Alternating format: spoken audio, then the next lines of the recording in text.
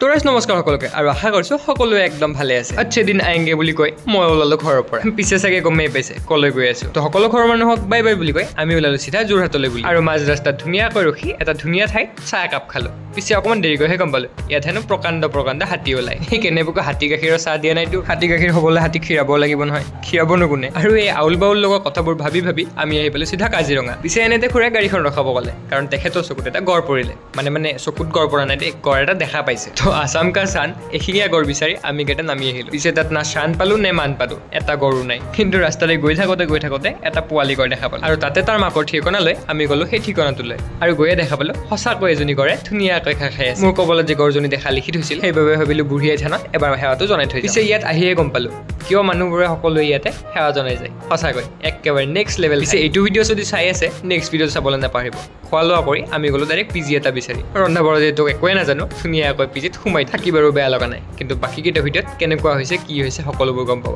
তো লগ পাম আপোনালোকক এটা অন্য ভিডিঅ'ত